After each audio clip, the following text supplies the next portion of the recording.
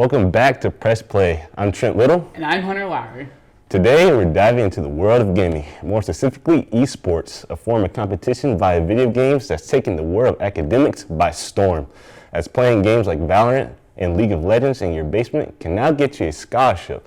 Experts say these games are expected to generate $1.3 billion in economic activity worldwide, as reported by the AP News. Now let's shift gears to a broader gaming community here at Winthrop on our campus. Correspondents Rachel and Trey hit Winthrop's homecoming streets last week to hear firsthand about students' diverse gaming setups and what games are dominating the dorms beyond the competitive world of esports. Hello, what's your name? Zaria. Okay. Have you heard of esports before? A little bit. What do you know about esports? That is video games, the competition. Do you know about different games that people play? No, Have you ever been interested in doing esports? I thought about it once Why? because it seems fun in this competition. Thank you so much. Hello, how you guys doing today? I'm here with. Callie Smith. All right, how you doing today, Callie? I'm pretty well. How are you? Doing pretty good, can't complain. Now, Callie, do you play video games? Yes. How often? Almost every day in the summer and then sporadically throughout the semester here. What kind of games do you play? Animal Crossing, Call of Duty, Mortal Kombat, Street Fighter. Yeah, that's all I can think of We right gotta now. fight a Street Fighter. We gotta fight a Street Fighter. A very diverse catalog, I cannot lie. Are you aware of esports? Yes, I'm very well aware What do you know about esports? that they are a pretty big team here and they get a lot of revenue and they win a lot of games. They're pretty good. Have you ever been interested in playing esports? As somebody who plays Call of Duty and like Mortal Kombat, I'm really good with competitive play, but when it gets to that intense, I get very overwhelmed. If I lose, I'll be like, no, I don't want to do it anymore, and I get mad. Okay, So I don't think I'm an esports kind of player. that makes sense. That makes sense. Hello, how you guys doing today? I'm Trey and I'm here with Makai. Makai, how you doing today, man? I'm doing pretty good. That's good to hear, man. So, quick question. Do you play video games? I do. Like, how often would you say you play video games on like a regular? I don't know, like every day at least once a day, pretty much. Everyone's, how long are those sessions? Come on now. It depends, but most days like not longer than an hour. But if I'm like playing a competitive game, I'm grinding for like hours. Fair. So, are you aware of esports? And if you are, do you watch esports? I am. I mostly watch like fighting games, especially Smash Ultimate. I do compete in Smash Ultimate as well. I was on the team last year, the esports team last year. So How was that, man? it's pretty good. It was. It's a little more structured this year, but last year it was still pretty good. So, a lot of people, there's this whole topic saying esports isn't a real sport. What's your opinion on that, man? See, as you were on an esports team, just what's your viewpoint on that? I definitely disagree with that. I think it's easier to get into esports because it's accessibility for everybody because you own the console, you can compete essentially. But getting on the teams and grinding to be better, and the mentality of it all. There's people who have like esports coaches, like they have like psychology people who come in and like ask them, okay, we don't think about how you get your mindset right. It's a mentality thing more than anything else. I think it definitely is a sport. You definitely have to be at a certain caliber to really excel in the sport. Well, Makai, thank you so much for your time. We really do appreciate it. We hope you have a good rest of your day. So what is an esports, you ask? Esports is at the core a competitive video game organized in tournaments around teams or individual competitors. These games can be some games that we're all familiar with, like Fortnite, League of Legends, Counter-Strike, Apex Legends, and Rocket League. Esports events can be often watched in person or over live streaming services online. Overall, esports encompasses the world of competitive video games and its fast-growing international phenomenon, as CNN reports. Gamers turn into stars, earning seven figures and brand endorsements. Esports is now the home of millions of fans and billions of dollars. Winthrop's esports program, started in April 2019, was one of the first varsity esports programs in Division I athletics, priding itself on being one of the fastest growing and winningest esports programs in the country. Winthrop's esports team won 2 national championships in the team's first 18 months in the team. has also won the Big South Championship and has 11 major tournament appearances under its belt. Competing in games of League of Legends, Valorant, and Super Smash Bros., the team previously practiced in Owens Hall, but has since moved to a 6,500 square foot space in the historic Lowenstein building in downtown Rock Hill, which the space has 5 varsity game rooms, an open gaming room with 56 seats, a conference room, and 4 offices will also be open for events from high schools and other local events. We spoke with tournament organizer Jaheim Staten for more information about his position in esports events.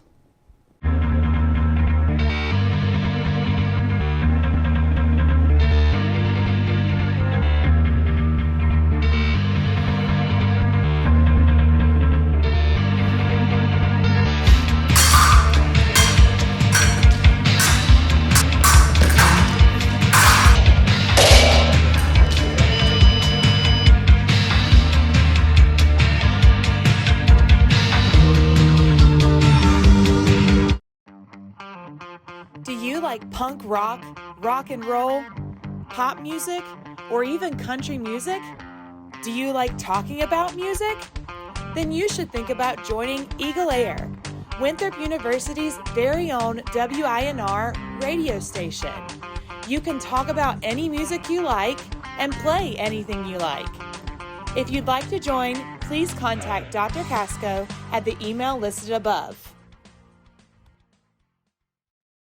Hey, welcome back to Press Play. My name's Hunter Lowry, and today I'm sitting down with a tournament organizer and esports player, Jaheim Staten. Jaheim, thank you for being here, man. Thank you for having me, Hunter. Appreciate it. Yeah, absolutely. So before we get into your title and everything and what you do, I just wanted to know, how did you get started into gaming? I got started back as far back as I can remember. As a younger kid, I used to go hang out with my cousin a lot. When we lived up in New York, they lived around the block. So constantly watching him play and engage in things like that, going to different arcades up there, Chinatown Fair, a couple of other spots here and there around the area, just really got me into the entire aesthetic and vibe of gaming in general. Okay, rad. So when did that transition over to the more competitive esports side of things for you? I'd say about around high school for me, when I started really trying to get into finding my own niche and aspect of it, because it kind of was like, okay, well, there were tournaments and things like that. I remember having events up there, so I tried to hunt and find down stuff here. And that just kind of got into me going to finding events on forums, things of that nature. And the big one was like a midnight release event at a GameStop in Orangeburg for MK9. That was like my first big showing or things of that nature for me. And ever since then, it's just a constant momentum push towards competing and things of that nature. Okay, gotcha. So here at Winthrop, you are one of the founders of the fighting game community here, that we run tournaments on Friday nights and stuff. Can you just describe how that got started? So my freshman year, I remember me and one of my friends that came to school here with me from high school, we were going around, it was Friday afternoon, and we're going around, and I was like, I'm at a college campus, there has to be something here. Like I said, I'm coming from this whole aspect of going to different events I could find at different other schools, some at UNCC, UNCG, different things of that nature. So I'm like, okay, there has to be something here. Even if it's a smaller school, there has to be something. So I'm literally walking around campus, just listening to people talk, trying to find a buzz, and I went through Diggs and saw a couple of guys playing there. And I was like, oh, I found them. So then I immediately went back to my room, got my stuff, and then went back there and I was like, hey, y'all do anything here? And then that's when I kind of ran into Chase and Dylan. And they're like, yeah, we have a little club, different things of that nature. And then from there, the rest is history. Constantly just being there, showing up all the time. Then once I started moving into more officer positions, started pushing to kind of push the levy, try to increase and enhance the experience for other people outside of just ourselves. And then it started growing and growing into that. And the real groundbreaking aspect was when we met CJ. He came up here, got inspired, came to school here, and the rest is history. Now we're able to make, excellent events from there. Okay, awesome. And so you talk about, and we've mentioned the tournaments and everything. So as your position as a tournament organizer, can you just explain what that means for us? Yes, so there's different degrees and levels to it in the aspect of it. You have people who are the ones running the event and hosting it, right? So in the concept of the term itself, it has like different degrees to it. So me, say I host an event. I host an event. As an organizer, I would set the rulings, set the timing, set the location, different things of that nature. Pretty much putting the event out there. As well as once the event starts, say that I hire you as a fellow organizer. You would help me run the event itself, run brackets, disqualifications, anything of that nature that need to be handled in the sense of making sure it's a fair, balanced, and overall enjoyable experience is what we as organizers would do. Okay, awesome, awesome.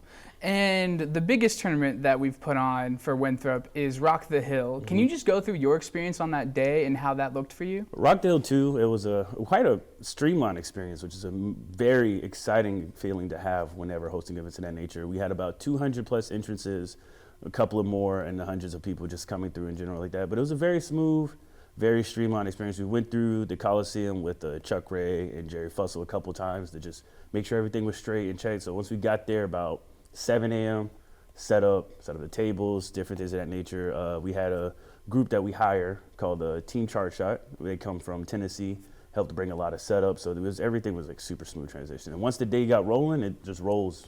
Everyone shows up, you got all your matches, different things of that nature. It was overall an excellent experience, really a lot of fun. Got to meet a lot of new faces, a lot of old faces, things of that nature. So it was a really good time. Awesome, awesome. And so my last question for you here is transitioning away from the tournament side of things, the modern arcade that you and Jerry are working on. I really want to know more about that, get some buzz going from the students to go check it out. So can you explain that for us? Yeah, so the modern arcade is me and Jerry's vision for creating that same feeling that we got and that I had from creating that club and experiencing something, not just a Winthrop exclusive thing, but a Rock Hill and Charlotte area community aspect. So our goal with the modern arcade of Rock Hill is to create a community effort in a place where people can experience all aspects of gaming outside of just tournaments and things of that nature. So we will have programs for people learning commentary, people wanting to get into streaming, different video productions and things in that aspect, showing that it is a career path outside of just being an excellent player. Not everyone has the reactions and hands and time to really hone a craft as a player. Same thing with like sports. You know, some people don't spend all their life playing basketball, so they don't have that time or the essence to do so. However, you can still be a coach. You can still be a producer. You can still be someone that creates content for that. So with the modern arcade, we're really wanting to push the concept of this is not something that we try to make money off of in a sense. It's something that we want to see people using because it's something that we are able to provide thanks to the partnership with Winthrop University. They really are a major player in the aspect of helping us make this dream a reality. So we're having our ribbon cutting ceremony November 30th. We'll be having our grand opening and running of things New Year's, start off fresh with the New Year, things of that nature, but we'll be operating prior to that time. But that time period in between those will be more so of a test phase of having people come through, check it out, sign up, things of that nature. And so my goal, and Jerry's goal as well, is to really make it an affordable, fun, enjoyable option for those who are trying to get into it or those who just don't have anything to do around here in Rock Hill. It's town turns off at 9 p.m. So trying to create that aspect of that buzz of like creating something of a nightlife in the sense of here, but also still having that community grounded aspect, working on doing partnerships with schools, things of that nature. So it's a big community aspect, and community is our big tagline, our big pillar of foundation of that arcade. Right, awesome, awesome. Well, thank you for your time. No problem. Thanks Really for having enjoy me. having you. Appreciate that. All right, next we're gonna go to our data analysis to Tanya to see how Winthrop students are playing games, what they're playing, and how much esports they're paying attention to in their day-to-day lives. Catch you next. Competition is a part of human nature. No matter the circumstance, we were all born to compete. We just need to take those first steps. The Winthrop Competitive Gaming Club welcomes everybody to join their weekly tournaments on Fridays. Alongside popular fighting games like Super Smash Bros. Ultimate, side brackets are changed every single week because being competitive is one thing, being the best is another. Email us for more information.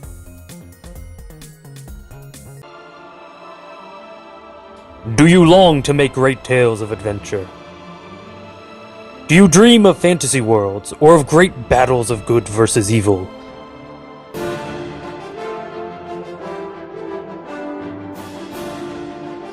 If you do, come to Writing 311, where you can make all your dreams a reality.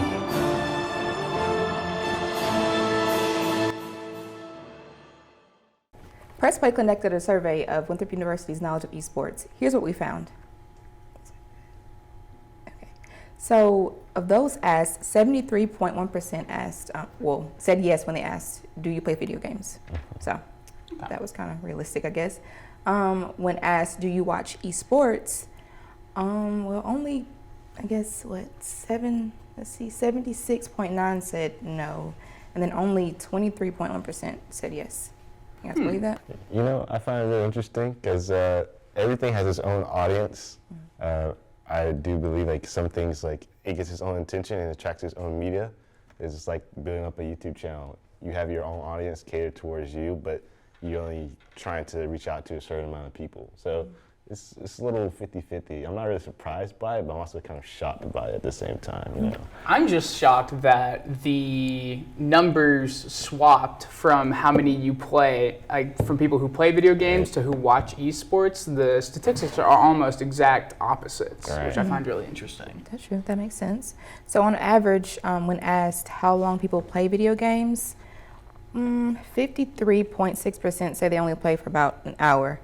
And then there was, That's criminal. 3.8% say they play 6 to 9 hours a day. 26% said 3 to 6 hours, and then 15% said about 1 to 3 hours. Okay. That makes sense. Okay. Well, it's glad to see that the Winthrop students have a healthy balance of video games Yeah, and 6 to 9 school and hours. stuff. But I think I'm be on the higher end of that region, you know what I'm saying? Yeah. 6 to 9 hours? 6 to 9 hours, 6 to 9 probably hours. somewhere That's around the there. average standard. 9 We to love 12? Nah, it. not 9 to 12. Okay. Yeah, nobody probably interviewed more. said that either. Everyone that was asked said they have heard of esports, so that's pretty good, I think. That's good. That's definitely good. Yeah, and well, only I'd say 42% said they did not consider esports a legitimate sport. You guys offended by that? I mean, I feel like I said before, you know, we all have like, you have your own audience, so I'm not really surprised. So it's like saying like, oh, have you ever heard of this sport before? Like lacrosse, like what's that, right?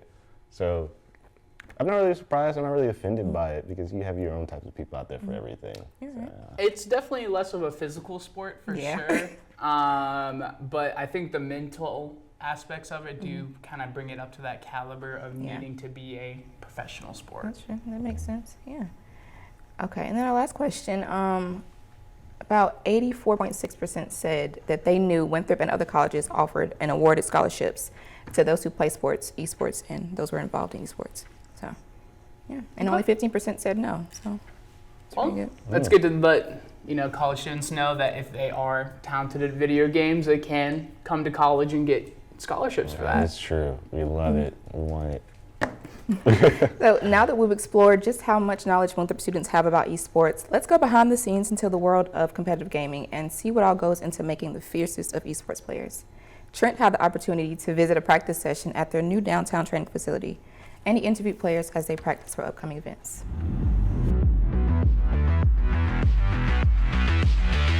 So do you see esports growing in the future? Yeah, 100%. I think it's a new avenue for kids to come play non-traditional sport, especially like a program at Winthrop where they offer support for the esports players. So do you think they are like advocating esports enough for like students like in high school or those want to come to college and be an athlete in these games and sports? Yeah, I think right now it's very early on, and I think a lot more adults and parents for that matter are realizing that video games are really not that bad, and it's a form of socializing and competing. So I think going into the future there'll be more parents who are willing to say it's okay to send my kid to go play video games at college. Right, and I feel like it does get like a bad rep kind of thing going on, like how you can just go from like the couch to like being on going to school for it actually. It's actually something. So do you? So what's the most popular games that esports like to perform and play as? Well, so here, our top 3 most popular and the ones that are currently varsity are Valorant, which is the team that I play for and coach for. We have League of Legends, who is the #1 team in the country right now. And then we have a Super Smash Bros. Team, and we have a lot of really good guys on that team. And I think Valorant right now is probably the most popular collegiate sport. So what does it take to get on the esports team? First of all, you have to be good. I think that's just like anything else. We have a very stacked team. Last semester, we lost the national championship by 1 round.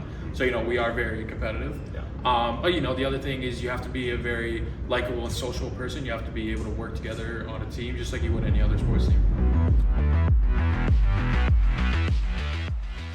Hello, how you guys doing today? I'm here with Bacon. I'm an esports player for Smash Brothers. Now, Bacon, it's pretty clear you already play video games.